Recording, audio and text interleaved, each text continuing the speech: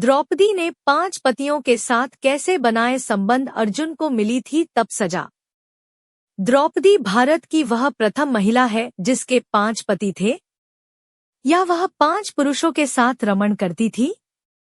लेकिन सबसे बड़ा सवाल यह कि क्या आज के लोग यह समझते हैं कि द्रौपदी ने विवाह तो सिर्फ अर्जुन से ही किया था, तो क्या उसका रिश्ता सभी के साथ नहीं था? पांडवों को 12 वर्ष का वनवास और 1 वर्ष का अज्ञातवास मिला था। इस दौरान 5 पांडव एक कुम्हार के घर में रहा करते थे और भिक्षाटन के माध्यम से अपना जीवनयापन करते थे। ऐसे में भिक्षाटन के दौरान उन्हें द्रौपदी के स्वयंवर की सूचना मिली। एक यंत्र में बड़ी सी मछली घूम रही थी, उसकी आंख में तीर मारना था और वह भी तैलपात्र में उसकी परछाई देखकर।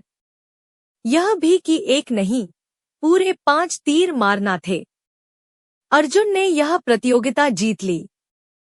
तब जरासंध, शल्य, शिशुपाल तथा दुर्योधन, दुःशासन आदि कौरव भी उपस्थित थे। उस दौरान बहुत विवाद हुआ क्योंकि 5 पांडव ब्राह्मण वेश धारण कर पहुंचे थे। लेकिन श्री कृष्ण के दखल से आखिर द्रौपदी का विवाह हो गया। 5 पांडवों से उसका विवाह कैसे हुआ या 5 पांडवों की वह पत्नी कैसे बन गई, यह बहुत लंबा किस्सा है। कहते हैं कि द्रौपदी अपने पिछले जन्म में बहुत सुंदर युवती थी। सर्वगुण संपन्न होने के कारण उसे योग्य वर नहीं मिल रहा था, इसलिए उसने भगवान शंकर की तपस्या की और तब शंकर जी प्रकट हुए। उस समय द्रौपदी ने हड़बड़ाहट में 5 बार वर मांगे, इसलिए उसे शिवजी के वरदान के कारण इस जन्म में 5 पति प्राप्त हुए।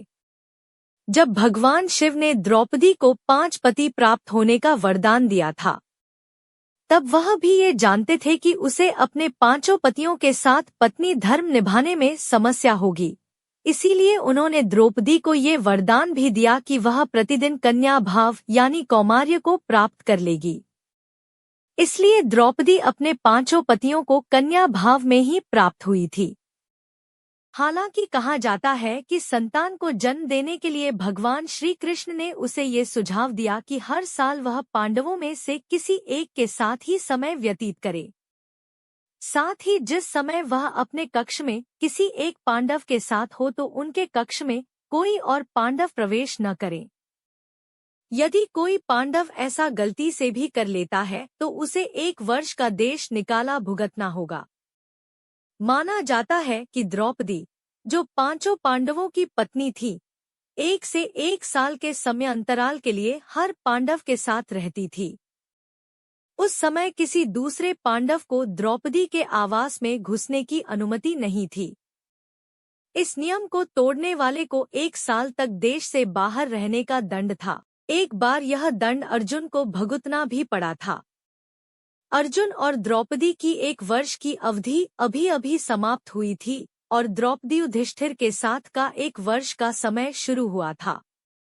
अर्जुन भूलवश द्रौपदी के आवास पर ही अपना तीरधनुष भूल आए, पर किसी दुष्ट से ब्राह्मण के पशुओं की रक्षा के लिए उन्हें उसी समय इसकी जरूरत पड़ी।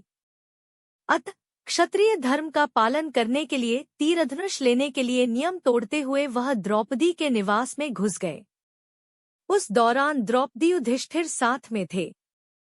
बाद में इसके दंडस्वरूप अर्जुन 1 साल के लिए राज्य से बाहर चले गए। इसी 1 साल के वनवास के दौरान अर्जुन की मुलाकात उलूपी से हुई और वह अर्जुन पर मोहित हो गई।